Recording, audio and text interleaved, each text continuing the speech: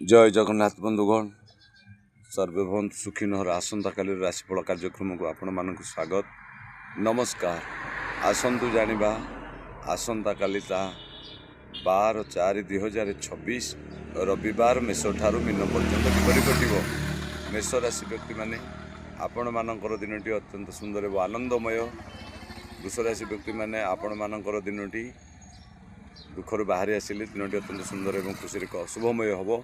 मिथुन राशि व्यक्ति मैंने आपण मानकर नवम चंद्र दुख रही आपण मैंने धनिया टिके खातु। कर्कट राशि व्यक्ति मैंने आपण मानकर अष्टम चंद्र कारण आपण मानकर विभिन्न प्रकार विघ्न असुविधा हो पारे। एथिपई प्रतिकार स्वरूप आपण धनिया मधुरी टिके खाई नियंतु। सिंह राशि व्यक्ति मैंने आपण मानकर दाम्पत्य सुख और बंधु सुख एवं खाद्य वस्त्र सब प्रकार सुख आपन को अपेक्षा कर रही।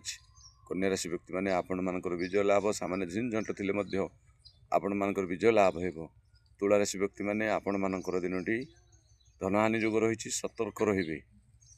बिछा राशि व्यक्ति मैंने आपण मानकर झिंझट थिले मध्य आपण मानकर दिनटी सामान्य झिंझट रहबो किंतु बाकी तक समय अन्य खुशी दिनटी अतिबाहित हेबो। बिछा राशि व्यक्ति मैंने आपण मानक सिंह परि लड़ुआ ही रहिबे कार्यसिद्धि जना जाए।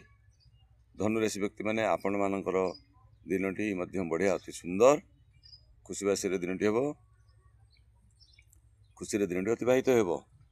एवं मकर राशि व्यक्ति मैंने आपण मानकर मन कष्ट रही सतर्कता रहिबे एते शुभ फल नाही।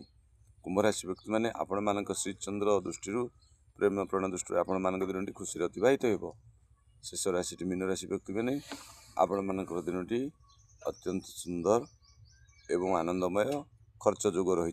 मेष ठारू मीन पर्यंत आसंतु जानिबा भागवतर कई पद बाणी। साधु जे मलय पवन काष्ठकु करंती चंदन गोविंद गोविंद गोविंद पदु गलुची मकरंद। बोलानंद कबार हरि हरि बोल। जय श्री सत्यनारायण स्वामी जय। बंधुमान आपण मैंने आम चैनल को लाइक शेयर सब्सक्राइब करने को भूलिए।